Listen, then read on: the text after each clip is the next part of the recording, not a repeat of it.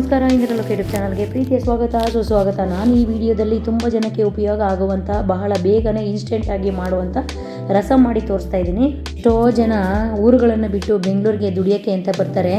ಈ ದುಡಿಯೋಕ್ಕೆ ಅಂತ ಬಂದಾಗ ಈ ಪಿ ಜಿಗಳಲ್ಲಾಗಿರ್ಬೋದು, ರೂಮ್ಗಳಲ್ಲಾಗಿರ್ಬೋದು, ಒಬ್ಬೊಬ್ಬರೇ ಇರ್ತಾರೆ. ಪಾಪ ಅವ್ರಿಗೆ ಮಾಡ್ಕೊಳ್ಳೋಕ್ಕೆ ಟೈಮೇ ಇರಲ್ಲ.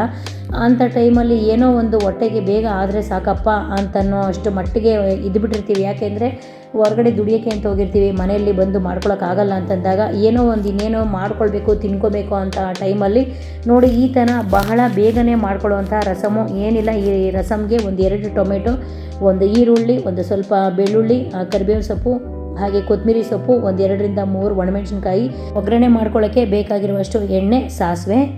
ಈಗ ನಾನು ಯಾವ ಥರ ಮಾಡ್ತೀನಿ ಅನ್ನೋದನ್ನು ನಿಮಗೂ ಕೂಡ ತೋರಿಸ್ತೀನಿ. ನಾನು ಈಗ ರಸಂ ಮಾಡ್ಕೊಳ್ಳೋಕ್ಕೆ ಒಂದು ಬಾಣಲಿ ಇಟ್ಕೊಂಡಿದ್ದೀನಿ. ಈ ಬಾಣಲಿಗೆ 1 ಸ್ಪೂನು ಸಾಸಿವೆ ಹಾಕ್ಕೊಂಡಿದ್ದೀನಿ. ಕೆಲವು ಜನ ಫಸ್ಟು ಎಣ್ಣೆ ಹಾಕ್ತಾರೆ, ಬಟ್ ನಾನು ಎಣ್ಣೆ ಹಾಕಲ್ಲ. ಯಾಕೆ ಅಂತಂದರೆ ಈ ಬಾಣಲಿಯಲ್ಲಿ ಏನಾದರೂ ತೇವಾಂಶ ಅಂತ ಅಂತಿದ್ದರೆ ಅದು ಪಟ್ಪಟ ಅನ್ನೋದು ಹಾಕಿರೋವಂಥ ಸಾಸಿವೆ ಎಲ್ಲ ಹೊರಗಡೆ ಬರೋ ಚಾನ್ಸಸ್ ಇರುತ್ತೆ. ಹಾಗಾಗಿ ನಾನು ಬಾಣಲಿ ಇಟ್ಟು ಸಾಸಿವೆ ಹಾಕಿದ ನಂತರ ಚಟ್ಪಟ ಅಂದರೆ ಆಮೇಲೆ ಎಣ್ಣೆ ಹಾಕ್ಕೊಳ್ತೀನಿ. ನೋಡಿ, ಈಗ ನಾನು ಹೇಳಿದಾಗೆ ಎಣ್ಣೆ ಹಾಕ್ಕೊಂಡಿದ್ದೀನಿ. ಈ ಎಣ್ಣೆ ಹಾಕ್ಕೊಂಡಿದ್ದ ನಂತರ ಬಿಡಿಸ್ಕೊಂಡು ಇಟ್ಕೊಂಡಿರೋವಂಥ ಬೆಳ್ಳುಳ್ಳಿ, 1 ಈರುಳ್ಳಿ, ಹಾಗೆ ಬೇಕಾಗಿರುವಷ್ಟು ಕರಿಬೇವಿನ ಸೊಪ್ಪು, ಇದಿಷ್ಟನ್ನು ಹಾಕ್ಕೊಂಡು ಸ್ವಲ್ಪ ಕೆಂಬಣ್ಣ ಬರೋವರೆಗೂ ಇದನ್ನು ಚೆನ್ನಾಗಿ ಎಣ್ಣೆಯಲ್ಲಿ ಫ್ರೈ ಮಾಡ್ಕೊಳ್ಬೇಕು. ಇದು ಸ್ವಲ್ಪ ಚೆನ್ನಾಗಿ ಫ್ರೈ ಮಾಡ್ಕೊಂಡಿದ್ದ ನಂತರ ನಾನು ಕಟ್ ಮಾಡ್ಕೊಂಡು ಇಟ್ಕೊಂಡಿದ್ದಂಥ 1-2 ಮೆಣಸಿನ್ಕಾಯಿ ಹಾಕ್ಕೊಂಡಿದ್ದೀನಿ. ನೀವಿದು ಆಪ್ಷನಲ್ಲು, ಖಾರದ ಪುಡಿ ಹಾಕ್ಕೊಳ್ತೀವಿ ಅಂತಂದರೆ ಮೆಣಸಿನ್ಕಾಯಿ ಏನು ಬೇಕಾಗಿಲ್ಲ, ಇಲ್ಲ ಹಾಕ್ಕೊಳ್ತೀವಿ ಪರವಾಗಿಲ್ಲ ಅನ್ನೋಂಗಿದ್ರೆ ನಮಗೆ ಎಕ್ಸ್ಟ್ರಾ ಆ್ಯಡ್ ಮಾಡಿಕೊಂಡ್ರು ಏನು ತೊಂದರೆ ಇಲ್ಲ, ಚೆನ್ನಾಗಿರುತ್ತೆ. ಇದೆಲ್ಲ ಸ್ವಲ್ಪ ಚೆನ್ನಾಗಿ ಫ್ರೈ ಮಾಡ್ಕೊಂಡಿದ್ದ ನಂತರ ಕಟ್ ಮಾಡ್ಕೊಂಡು ಇಟ್ಕೊಂಡಿದ್ದಂಥ ಟೊಮೆಟೊನು ಕೂಡ ಅದಕ್ಕೆ ಹಾಕಿ ಚೆನ್ನಾಗಿ ಫ್ರೈ ಮಾಡ್ಕೊಳ್ಬೇಕು. ಇದರ ಜೊತೆಗೇ ನಾನು 1 ಸ್ಪೂನು ಜೀರಿಗೆ ಹಾಕ್ಕೊಳ್ತಾ ಇದ್ದೀನಿ. ಈ ಜೀರಿಗೆ ಏನಿದ್ರು ಇದಕ್ಕೆ ಫ್ಲೇವರ್ ತುಂಬಾ ಚೆನ್ನಾಗಿರುತ್ತೆ. ಜೀರಿಗೆ ಹಾಕ್ಕೊಂಡ್ರೆ ಅಂತೂ ಸಖತ್ತಾಗಿರುತ್ತೆ ರಸಮ್ ಅಂತೂ. ನಾನೀಗ ಇದಕ್ಕೆ ಜೀರಿಗೆ ಆ್ಯಡ್ ಮಾಡಿದ್ದೀನಿ. ಈ ಜೀರಿಗೆನೆಲ್ಲ ಹಾಕಿ ಚೆನ್ನಾಗಿ ಮಿಕ್ಸ್ ಮಾಡ್ಕೊಳ್ಬೇಕು. ಈ ಮಿಕ್ಸ್ ಮಾಡ್ಕೊಂಡಿದ್ದ ನಂತರ ಒಂದು ಸ್ವಲ್ಪ ಇದಕ್ಕೆ ಉಪ್ಪು ಉದುರಿಸ್ಕೊಳ್ಳಿ. ಉಪ್ಪು ಯಾಕೆ ಉದುರಿಸ್ಕೊಳ್ಳೋದು ಅಂತಂದರೆ ಈ ಟೊಮೆಟೊ ಬೇಗ ಮೆತ್ತಗಾಗುತ್ತೆ, ಬೇಗ ಕುಕ್ ಆಗುತ್ತೆ. ಹಾಗಾಗಿ ಸ್ವಲ್ಪ ಉಪ್ಪನ್ನು ಹಾಕ್ಕೊಂಡಿದ್ದೀನಿ. ಬೇಕಾಗಿದ್ದರೆ ಆಮೇಲೆ ನಾವು ರಸಮ್ಗೆ ನೀರು ಹಾಕ್ಕೊಳ್ತೀವಲ್ವ, ಆವಾಗ ಬೇಕಾಗಿದ್ದರೆ ಉಪ್ಪನ್ನು ಕೂಡ ಎಕ್ಸ್ಟ್ರಾ ಆ್ಯಡ್ ಮಾಡ್ಕೊಳ್ಳೋಣ. ಇವಾಗ ನಾನು ಸದ್ಯಕ್ಕೆ ಇದಕ್ಕೆ ಸ್ವಲ್ಪ ಉಪ್ಪನ್ನು ಹಾಕ್ಕೊಂಡಿದ್ದೀನಿ. ಈಗ ಇದೆಲ್ಲ ಚೆನ್ನಾಗಿ ಫ್ರೈ ಆಗಿದೆ.